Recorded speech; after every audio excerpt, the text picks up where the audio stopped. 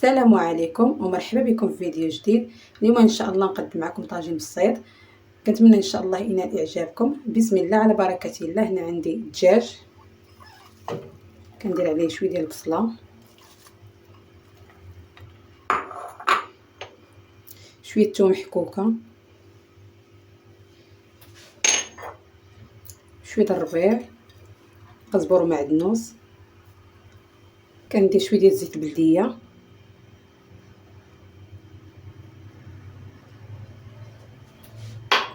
شويه الابزار، شويه الخرقوم، سكينجبير، شويه القزبور، شويه التحميره. صافي كنخلطوا الكل، كنشحروه مزيان. ممكن تعوضوا الدجاج باللحم. صافي انا نبقى نحرك فيه ونشحرو مزيان.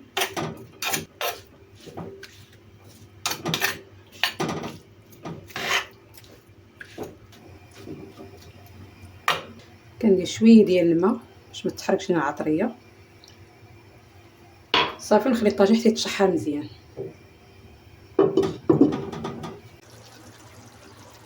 بعد ما شحرت الطاجين مزيان ضفت ليه شويه ديال الماء، كندير عليه البصله اللي بقات عندي.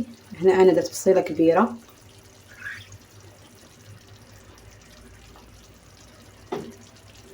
ستف بطاطا،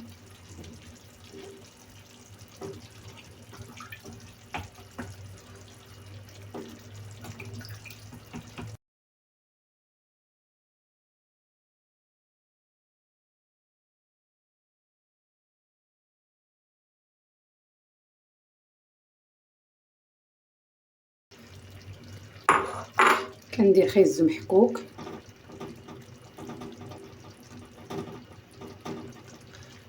اللي ما بغاش ما يديروش. بعد ما ستفت بطاطا درت خيز محكوك، غندير عليه البرقوق،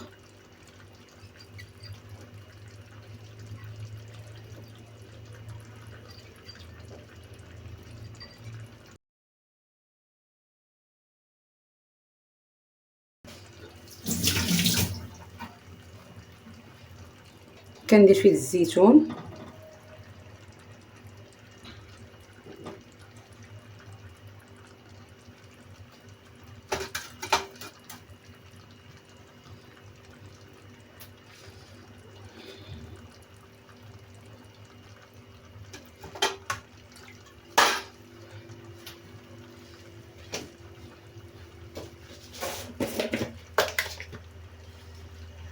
كندير شويه الملحه،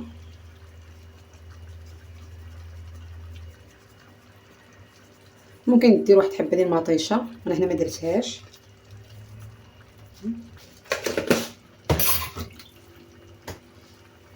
كندير واحد شويه الزيت البلديه.